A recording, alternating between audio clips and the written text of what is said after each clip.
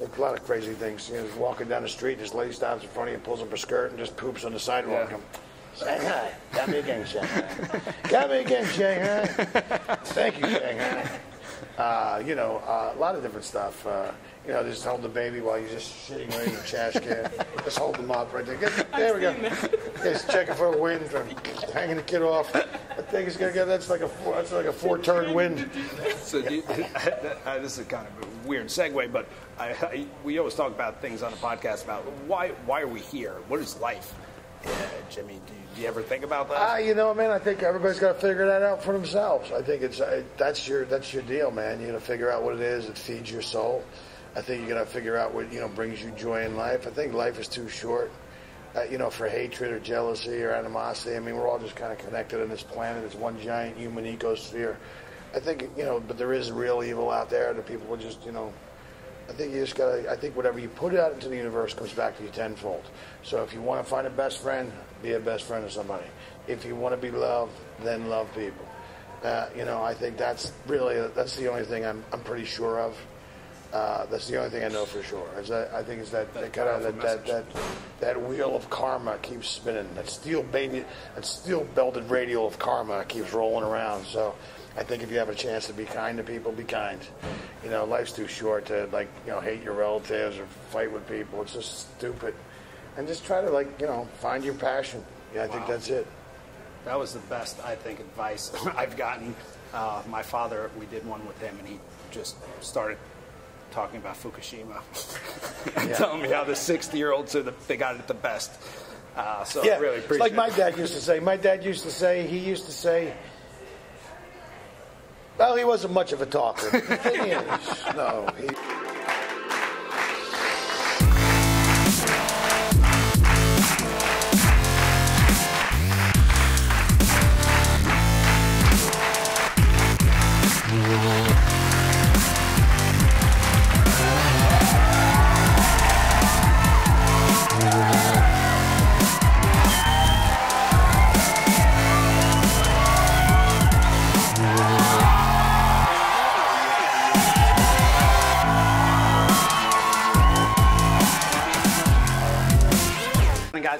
Andreula here with Jimmy Shubert, the fantastic, the legendary. And this was a real issue. You have so many things on the bio. What do you put ahead of Last Comic Standing, the TV experiences? Well, Last Comic Standing is just the current thing you're doing. The Dave Attell's Comedy Underground, that was a blast. And do what he sets in prime time for me on NBC. It was really I haven't done a lot of late night television. I'm more of a club act. I say I'm a little raw or edgy. I don't say I'm offensive, but I'm a little raw or edgy. I just have to. How you figure out how to present those sets in the best way. Get past the standards and practices at NBC. And that was the challenge for me, was to be able to come up and keep doing clean set after clean set after clean set. So that was kind of a fun thing to. I actually wanted to get into that. How in the world do you change some of that from dirty, that's fantastic, into a clean? Well, look, I mean, any bit you do, if it's funny, it's funny. The funny is there. Language doesn't make it funnier. It may accentuate it, but if it's funny, and whatever the subject is. But I mean, you'd be amazed at what you can and cannot say on television. So you go, oh, you can say that, but you can't say that. You can say sausage, you can say wallet. Why can't you say sausage wallet? It's. Well, one of the most. There's so many things. We've been watching Jimmy Shubert stuff continuously, listening to the podcast. If you guys haven't seen or listened to the Jimmy Shubert podcast, I think you have 26 episodes now? Yeah, we're up about 40. We got a 41 in the can, but what's going on right now is as I do Last Comic Standing, I invited a bunch of my friends who were Last Comic Standing alumni from years past, and I wanted to talk to them what their experience was like and what that was like, and they were like, Chris Porter, who finished third. Yeah, I mean, they all had nothing but great things to say about it. I thought it would great. If you don't like my stand-up, I think the podcast is another way to kind of get to know me a little bit better, and then also to promote friends of mine who've got various projects going out. But we got every step of the way. We have a semifinalist. I mean, next Thursday, Ada Rodriguez is going to be on. Yeah, so Ada Rodriguez is going to be on like the Thursday after the kind of blowout thing, and it's look. I mean, Last Comic Standing. you know, you work with these people, you know these people, you know them for some of them for 20 years, you know, and you make some new friends, and you're all going to work together again. So I mean, it's really tough to kind of put the comedian's process on display without kind of creating a little bit of drama, because at some point, you know, everybody has a little bit of an ego, you know. My favorite podcast, when your pops was on it. Oh yeah. So he was a detective. Yeah, my dad's a detective in Philly, and he's still a delegate with the FOP. He still dabbles. Like my old man's like an old gumshoe. He's like Lieutenant Columbo. I hate to bother you, let me ask you, but he's always on some kind of case. He's always gathering some kind of information. I swear to God, it's like living with Lieutenant Columbo. His voice, his cadence is super, super good, especially on audio. I don't know what he looks like, but he was just making me laugh. Yeah, no, he's a character. My old man's a character. You know, he's a cop for 30 years, old detective, you know, back before they had DNA databases and CSIs, so back when you had to do real police work, you know, so he's, but, you know, he has 6 kids. You know, I love my old man. How do you line up in that order? I'm right in the middle. I'm the one who didn't get any attention at all. This is what drove me to the stage. What's up, GoPro? We just have as many cameras on Jimmy as possible. I mean, there's security cameras here. The NSA is watching. It's pretty impressive. One of the main reasons I hunted you down was the video that you did. You were doing your set, and the fire alarm goes off. Yeah, okay. I was in Cleveland at a club called Hilarities. That club is one of the premier comedy clubs in the country. It is a $12 million facility. I mean, you walk in, it's this beautiful 4-star restaurant. They got a 3-piece jazz band playing. You go around, there's all this kind of like open kitchen area and wood fire grills. And you go down these steps into the comedy club. It's all loose seating, raised seating with leather. Everybody's in tuxedos. They're seating you. It's the old original wall from the Cleveland Opera. So it's really like, you know, and then when you go out, there's a cabaret room where they do shows. I mean, this facility is unbelievable. So I'm doing a show there one night, and about 10 minutes into my set, the alarm starts going off, and I'm just trying to figure out what's going on. And apparently someone knocked one of the sprinkle heads off the ceiling. They were loaded chairs, hit the sprinkler head, 44 gallons of water start gushing out per minute. It automatically sends off the alarm. It automatically calls the fire department. And they're doing construction on that street, so they can't find the shutoff valve. So they're wheeling these cans in. The whole audience is standing on the other side of the street. And the guy, the owner, Nick, goes, "Hey, would you mind continuing your show on the sidewalk?" And I said, "Yeah, Nick, let's do it for the story." But I forgot that the guy was recording. I was trying to get a tape that night. Yeah. And that dude just grabbed, the kid's name's Kevin Jackson, and he grabbed and he shot all this other stuff, and then he shot me out in the street. And I thought, like, wow, I totally forgot about that until he sent it to me. I said, "That's great." I put it on my DVD. That was one of the more gangster things I've seen. I would have said, "Listen, this is a rap." No, it's just a pro thing, man. I mean, look, you're just in a bad situation. Try to make the best of a bad situation. It's not their fault. It's not my fault. It's not the club's fault. This kid was not going to. You have this ethic in your work that the show's going to be finished. Yeah, well, plus, you know, I just to do it and have fun, go with the flow, and see what happens. You know, I thought it was actually, it's become kind of I've had people come to my shows and go, "The reason we came and saw you tonight was because we watched you do that thing." If you do that, the commitment level, they go, "Here's a guy who's going to give us a show no matter what." Yeah. That's what message that says. Here's a guy. I mean, I open a refrigerator door, the light comes on, I do 15 minutes. That's the kind of entertainer I am. You know what I mean? How we doing, camera crew? All right? That's great. And I was mentioning Death Squad earlier. Basically, they're big supporters of you beyond what you realize. Well, all those guys. I mean, Joey Coco Diaz. Oh, they were just him and Dom Irera were just giving you shout-outs yesterday, and Ari and Joe Rogan were talking about you today. Oh, really? Yeah. Yeah. Well, that's awesome. I love all those guys. They're good guys. They work hard. I mean, nobody works harder than Joe Rogan. Yeah. And Dom Irera. I love Dom Irera's like an old Philly guy. Joey Coco Diaz. I mean, you know, I used, you know, you come up with these guys, you know. Yeah. So I'd like that. You know, it's like I start with Mark Maron. I mean, I'm always happy to see a guy like Maron who's kind of hung in there, and now he's found new success with this, you know, I mean, not new success, but I mean his show on IFC. He's got his podcast. I'm super happy for a guy like Mark. But like, it's funny when you know a guy's put in his dues and paid his chops. They come up and they kind of support you a little bit, and that's all good because they're all doing very well. Ari's doing very well. In fact, I just got Ari into China. He was over in China. Yeah, Ari Shubert was just in China. Oh man, we emailed right before he left, and he's done some he did The Amazing Racist, which is a series about Chinese people not being able to drive, and I just thought it was funny that he was going to bring himself. Yeah, well, that was like a tongue-in-cheek. That was a tongue-in-cheek thing, obviously, you know. But Ari's just funny, man. I love the show he had on Comedy Central, the storytelling show. I mean, you know, these guys. It's weird because when I started doing comedy and there wasn't all the social media stuff, and you were driving and doing a lot of road gigs. But now the social media thing's really kind of made it easy for you to connect with your audience directly, you know. But yeah, man, Do you like that? Yeah, I do. You know, you get your internet trolls out there. Well, yeah. Well, but say you have like the Kinnison era. You have the. I guess we had a drop off in the '90s. Now it's really booming. Hey, believe me, I'm glad they didn't have camera phones back in the Kinnison era. Oh, that would have been. Believe me, we'd all been locked up. No, but yeah, I'm just happy to make it through it. I'm kind of having a little renaissance period in my career. Not that I ever went away. I've always done some acting work and stuff. But stand-up comedy is kind of peaking right now. I mean, comedy concerts are peaking. It's coming back. And like people's careers, they have ups and downs. Comedy has ups and downs. I think right now you're witnessing a peak. They brought the Last Comic Standing back after 3 years. Wanda Sykes did, and Paige Hertz, and they did such a great job.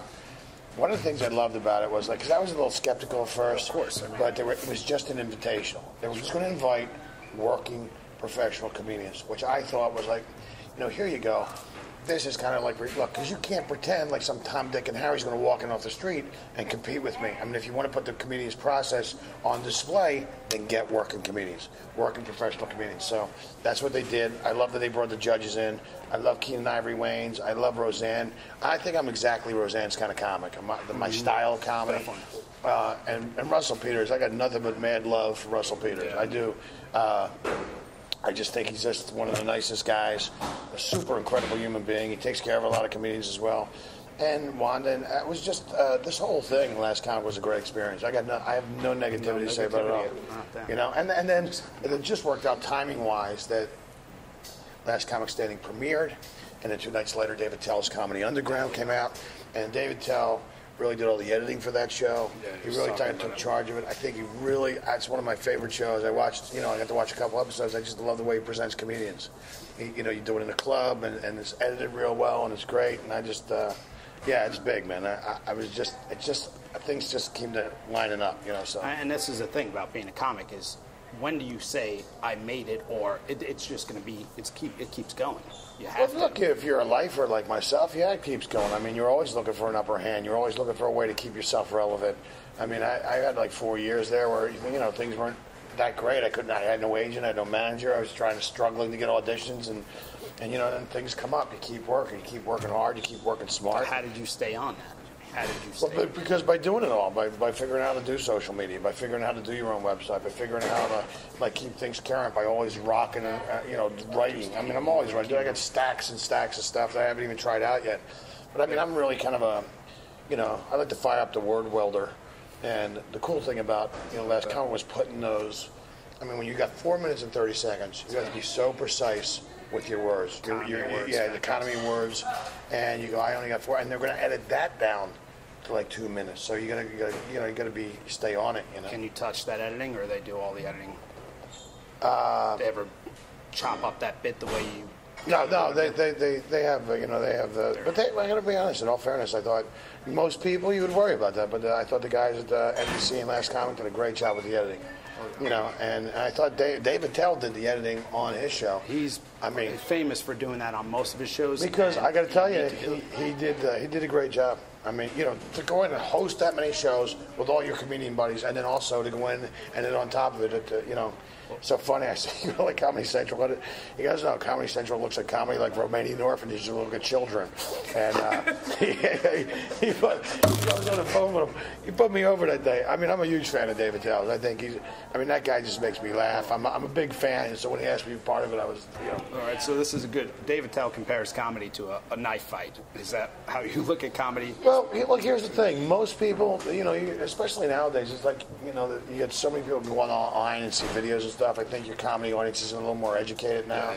I think, I just think that people respect it, but some people don't. They act like, you're Saga the Dunk Tank Clown. They don't realize it takes you about 12 years to become a really great comedian. Sure.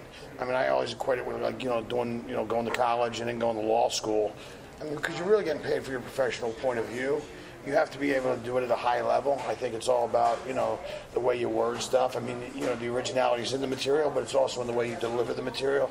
You know, you're going to kind of tap into all those things and think about those things the way you want to present yourself. Are you in the zone? Do you put yourself in a zone on stage where it feels like it's effortless? No, you know what? I just, you know, I think people that do it good, they make it look easy. And people in the audience think that, oh, anybody could do that. They don't realize that, you know, especially on these last comic standing sets, how, like, I was so particular about the words I used, about getting it down to, like, a precise. I mean, it was really precision. It was precision wording and designed to get the maximum results in the shortest amount of time. You know, layered, dense with punchlines.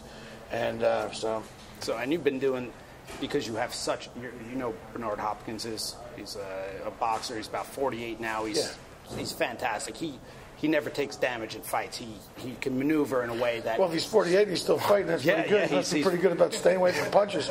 Some of those guys don't last. They're like, die, you know. And, you know, guy just won $1 million. He's just, you know, he's hanging out with Jerry Lewis. Hi, lady. Hi. All right, cool. So he's got so many moves off of other moves. He knows what they're going to do to the audience. So you know so many different tricks. Well, here's the thing I care about. Like, when people come out and they spend their hard-earned money to come see my show, I really dig... that they came out to support me, but I also want to give them a great show. I want them to have a great time at my show. So when someone kind of heckles me, and you have different levels of hecklers. You got guys that are just shit-faced drunk, and you can't do nothing with that except hit him with a blow dart and sneak him out the back, you know. And they just kind of drag him out of the room because he's not going to make any sense. Sorry, but some of the other, you know, sometimes you get a little repartee and then you kind of bounce off. Or you like bounce off an audience member, you go in. So it's just all good. And then you have some people that just want to... Rhino parties? Well, they just want to ruin the show. I mean, they're not having a good time. They don't get it. Obviously, you know, they should be at a strip club. Here they're at a comedy club. And, you know, and just because they sit there, you know, they all take their IQ with a tire gauge. 28. I mean, some of the headier jokes. Because you get so much macho guys. Well, listen, but I don't mind it. You don't get it. I mean, you can go up and leave the club if you want, or you can go sit back there and have a drink. What bothers me is that you would feel that you would start ruining somebody else's night. I got another couple over here. They just had a 2-year-old kid. They haven't been out of the house in 2 years. They just found a sitter they can trust. They spent $40, $60. It's their night out, too, and you're fucking up their night. And that's why I get so angry. I mean, that's why I'm so passionate about shutting it down, but also because if you let this guy get away with it, and this guy's going to want to do it, and that guy, so you got to really kind of keep control of the room. But yeah, it's getting tougher and tougher because I think a lot of people are, you know, the dumbing down of America is... Dumbing down of America? Well, yeah, man, that lobotomy, that television set, you know, they pump all that rubbish into your, you know, just all. It's just, the news is so negative. MTV. I mean, it's just, MTV, you know, the Learning Channel. I mean, the Learning Channel. What am I learning? I'm not to behave. What am I learning? I'm not to act in public. What am I going to do? I mean, but you know, it's all silly. I mean, I think you really got to kind of fight to, like, you know.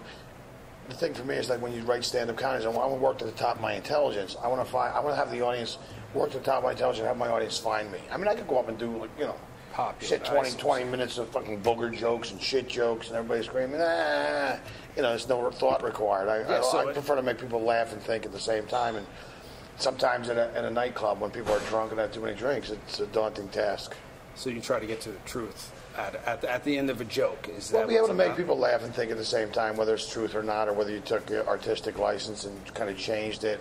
You know, the therapy cat bit I do, it's really, this woman just got on an airplane with a cat, and I happened to be fucking allergic, and I just went off, and in my head, I created this whole scenario, and if I can fix this bitch, and, you know, or just deal with the TSA. A lot of it's, you know, comedy's just a funny way of being serious, you know, that's all it is. It's a funny way of being serious.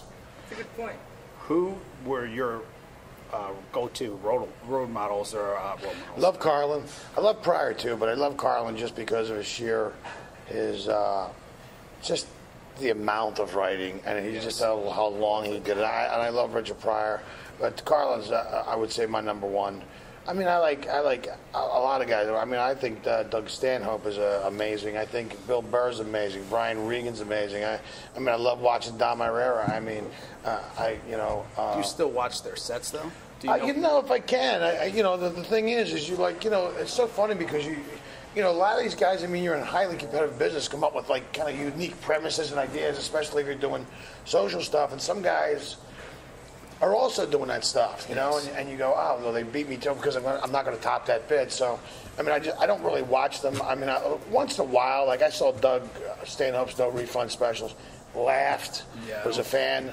I mean, I just, you know, I saw Joe Rogan not too long ago at the Improv out there, you know. I mean, anybody makes me laugh, man. I mean, and guys like that are doing it at a high level. You know, we get you on Rogan next time you're in L.A.? What's that? You're going to get on Rogan? This will make enough demand, enough noise, but do you ever go out to Rogan's? Is Pasadena too far for you? No, man, no, I'd love to, man. I know Joe for a while. I mean, they're building a Death Squad thing. I mean, he's an incredibly busy dude, man. He's flying out to do stand-up. He's doing the UFC. I mean, I mean, there's a couple of stories about Rogan killing a mountain lion. And, you know, Joe's such a badass. Almost for a split second, you go, nah, they killed him out, but it's kind of funny. He's had a couple of these stories, like where he's going in the ring and stuff. Yeah. Were you there when? Well, this isn't. I mean, you know the Comedy Store in and out, correct? Yeah, man. That's where I went to college. I would say that's my college. Do you still go over there? Yeah, I go over there all the time. I do I go kill Tony's podcast. You know, when I was getting ready for Last Comic, they would let me run in there, and I would do a set up at Kill Tony. I go down to the main room, do a set. I'd run over to the original room, do a set. So you just run in this 8-minute set, you know. I would get as many sets as I could get in because you gotta get reps. Yeah, well, you gotta get your reps. Exactly. That's basically exactly right. You gotta get your reps. So you're just sitting there saying the stuff in front of people, and that's what you got to try to do. It's try to get the wording out. Like once you write something, you go, "This reads funny." I just got to figure out how to perform it funny. What's your favorite rooms? Man, I like I like Flappers out there in Los Angeles. That's where I tape my online stuff at Flappers. I like the Improv, even though they can be a little snooty, those crowds sometimes. But the Comedy Store is my home. But I like anywhere where it's a smart audience to get your jokes. You know, they're intelligent. You know. Sorry. If you're hearing any pickup noise on this, it's because we're cleaning. This is real, though. This is the real. This is it. This is the club. We're in a dress rehearsal right now. And you got to keep in mind, Jimmy. What's up, fellas? That's how you do it. And you had no worries that you're going to be. I'm talking to you, messing your brain up before you have to do a set. That doesn't even factor. No, dude. What I do on stage is the fun part. The work is all the other stuff. The work is being here with you, and the work is like doing radio in the morning. I mean, that's all the stuff that's work. Yeah, they're pushing you have to do that. I didn't mean that. I didn't mean being with you. I meant that you got to, do all interviews and all the media you can on top of them. Right now, especially now. I mean, manning your social media, doing all your stuff. You got to stay on top of it. So, these opportunities come along every once in a while, and I think you got to take full advantage of them. So, on the podcast, we always have the guests give maybe not a lecture, but a piece of advice to their former self when they were in maybe a tougher time. Could have been 20 years ago, 5 years ago, and a younger Jimmy, he didn't know what was going to happen. He didn't know what the future was going to hold. Maybe it was when you went from Philly to L.A. What would you tell yourself and maybe people in that situation? Well, you know what? I like the guy he turned out to be. I mean, when I went out there, I was a kid out there, but I paid a lot of dues. I don't know that I would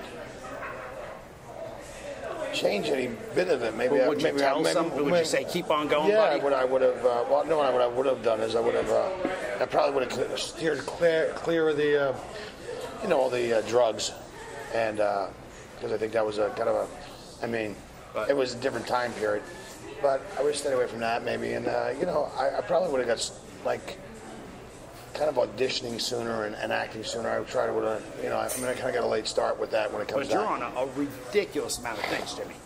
Yeah, compared to most comedians. I got lost along the way, but the good news is we're way ahead of schedule. Yeah, man. So at some point, I'd be afraid to really change anything except that one thing. I mean, I've always been a pretty good human being.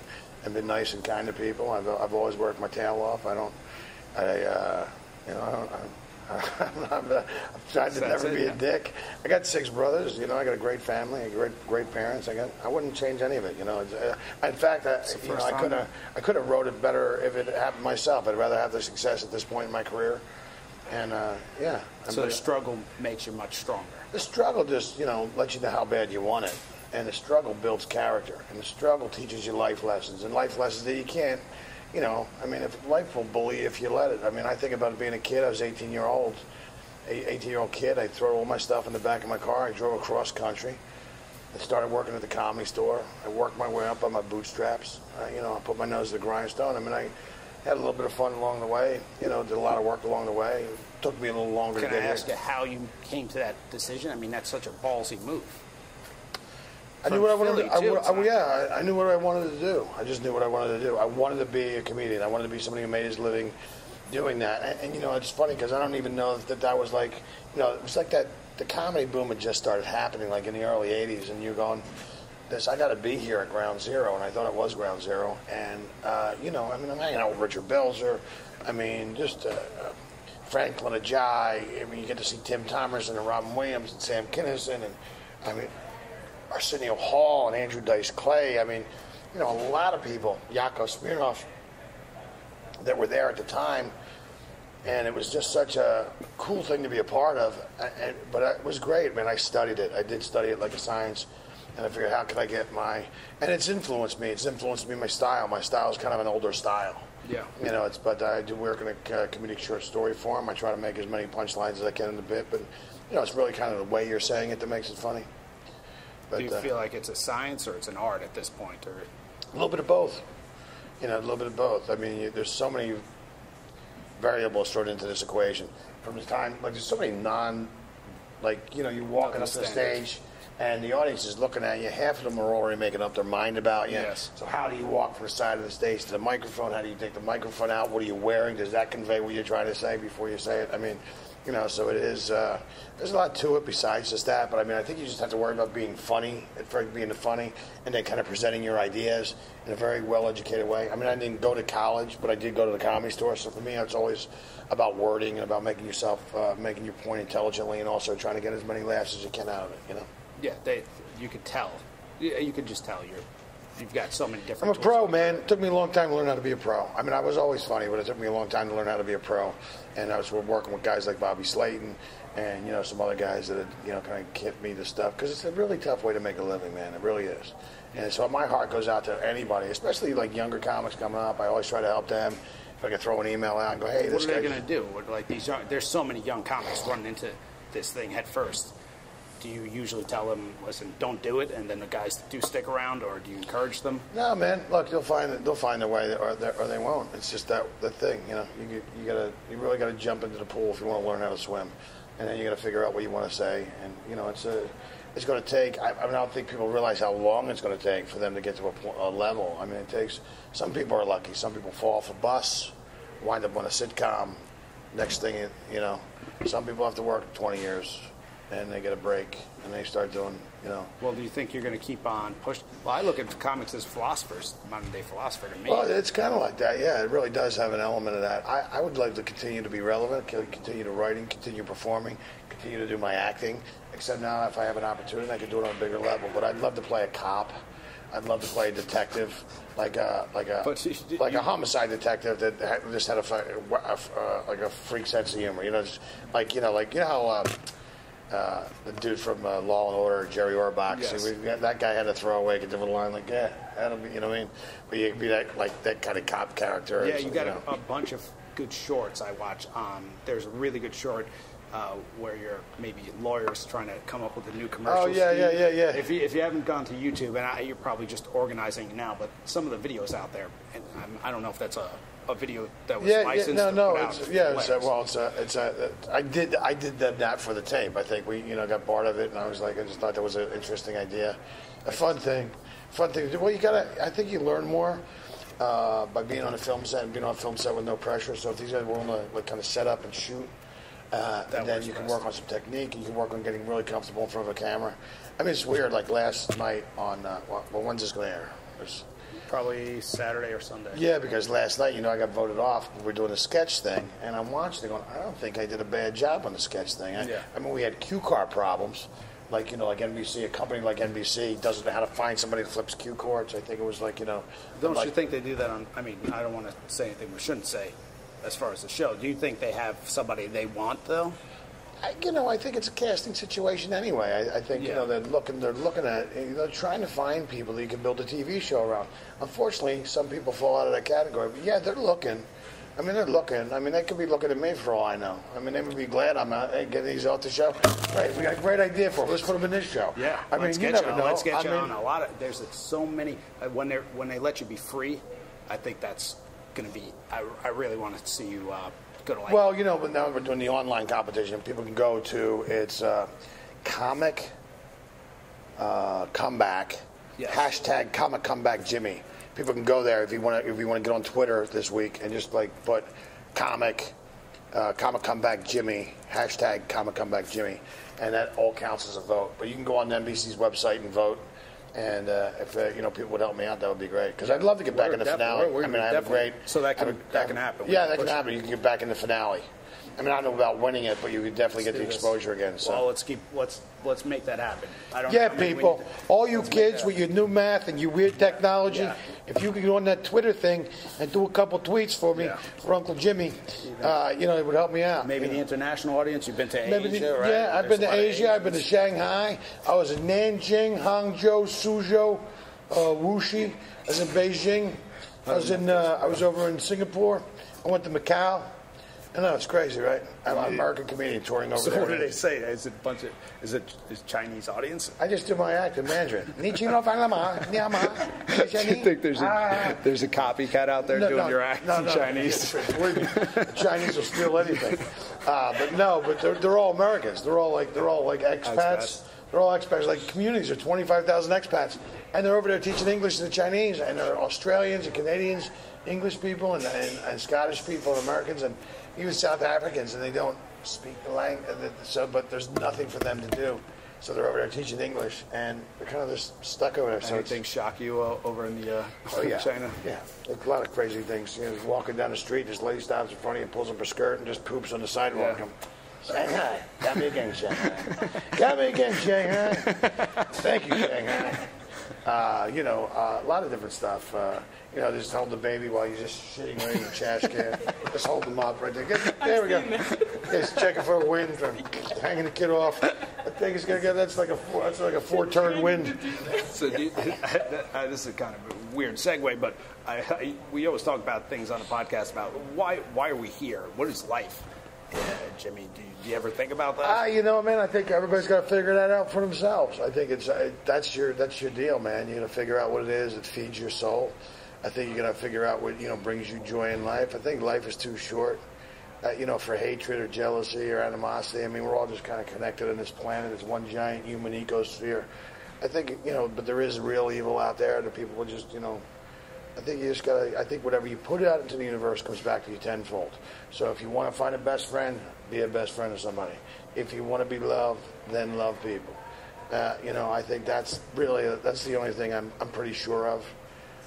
That's the only thing I know for sure. I think it's that wheel of karma keeps spinning. That steel belted radial of karma keeps rolling around. So. I think if you have a chance to be kind to people, be kind. Life's too short to hate your relatives or fight with people. It's just stupid. And just try to find your passion. Yeah, I think that's it. That was the best, I think, advice I've gotten. My father, we did one with him, and he just started talking about Fukushima, and telling me how the 60-year-olds they got it the best. I really appreciate it. Like my dad used to say. He used to say. Well, he wasn't much of a talker. No, he used to say, "Listen, stupid." He always called me "listen." He said, "No," but that's it, man. I'm just enjoying this part of my journey. It's been a journey. It's been a 25-year journey, so it's just nice to kind of get a little second wind here. And I don't want to keep on pushing you here, Jimmy, because they're setting up. But listen, One thing I want everybody to check out is Alive and Kicking. Still. Yeah, you can go to Alive and Kicking on iTunes. Because you're going to love that. First off, the intro's hilarious. Oh, the opening's It's so different. I produced that myself. We shot it with Billy Gardell and Joey Coco Diaz and Gary Valentine. Yeah, and Gary Valentine from A King of Queens. And me and Gary are buddies. And Gary did it at the last minute because somebody I had dropped out. So Gary stepped in, and Gary kind of stalled. Yeah, that whole thing was improvised. And but it worked for what we were doing, and I think it's a nice intro into my set that you meet all my lunatic friends before you actually meet me. And then at the end, I come out of the casket like David Blaine. Come on, David Blaine does it. Everybody goes nuts. But, you. And I thought it was pretty cool. No, that's really, really hilarious. It surprised me how it kept going up levels and level of funny just for the intro. So yeah, it was good. I thought it was a nice little piece to accompany it, and And we produced it all ourselves. We shot it on Super 16. I shot those. I shot the performance on 7 cameras. We downloaded it. You know, that's what I really taught myself how to edit. Oh, we edited it. We brought like a 7-camera shoot. Yeah, Final Cut. I got a big editing facility in my house. I mean, I can't fake like that was so much footage. I was like, what am I going to do? It's going to cost me about $10,000 to pay for editing. Why don't I just buy the system for $3,000, learn how to use the editing software, and then I'm still like $8,000 ahead. And I had a buddy of mine help me out and put the polishing touches on it. So yeah, it's all good. So if they get to pick that out, they can listen to my podcast, Jimmy Shubert, also the Jimmy Shubert Show. Jimmy Shubert is Jimmy Shubert and the Jimmy Shubert Show. Yeah, they give it a listen. I just think I like to promote my friends. I like to give breaks to comedians that are just coming up. You know, I just got Jonathan Kite from 2 Broke Girls, who's the cook. His will be coming out, and me and Ida. You want to tune in for some drama? Me and Ida Rodriguez from the show get on Thursday and have it like a little have at it. I feel bad for her, you know, because look, it's a tough spot to be in, only having 6 years in, you know. And then you got to deal with all these internet trolls and all this hatred that people are like spewing, and I just got like Are you immune to that? I don't give a shit what you fucking think. Your vote does not count in my election, motherfucker. I got more class and dignity in my little fucking finger than you do in your whole fucking body. They're down in the fucking parents' garage, living there rent-free, surfing the neighbors' wireless, and I'm beating off and eating Cheetos. I should fucking take a fucking minute out to fucking, and I really didn't think that other guy, I mean, it's the Yelp culture we live in. It's like, fuck, all you need now to be a food critic is fucking fingers. You know, you can jump on the fucking website and go after your local sandwich franchise like Attell and a hum with a keyboard before they forgot your side of pickle, you fucker. I mean, really? You ever been out eating and said, this is so fucking great, I can't wait to Yelp it. Nobody thinks like that. It's only douchebags. And I don't need to know what the local hipster idiot with the Don Quixote beard thinks about the speed of service at the fucking local coffee bean. Knock it off, you fucking assholes. I mean, look, I've had bad service. We've all had bad service, right? But you're dealing with fucking human beings. And sometimes people have a bad day. They're not animatronic fucking bears, you fucking twat. I have to tell you, I had to send a waitress back 7 times because I didn't like the shape of my lemon wedge. And even though she seemed like she'd be happy, she could tell me I was a little miffed. I'm going, yeah, she's a little miffed because dealing with fucking idiots and the lemon wedges for fucking 8-hour shifts 6 nights a week makes a single mom of fucking 2 a little less happy than Pippi Longstocking, you fucking asshole. So I go to I really, really appreciate this. This. Thanks for setting up. Yeah. So this drop it Sunday. You tweet me in it and put all the social media links. We'll believe it. How many tweets we need to hit, you think, to make that happen? I don't know, man. I'm going against Alan Mitron.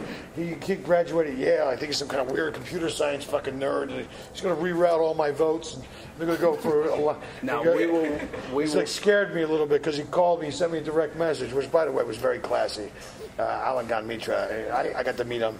It's a funny thing, you get to meet a couple people. He's starting out, but he's a real sweet kid.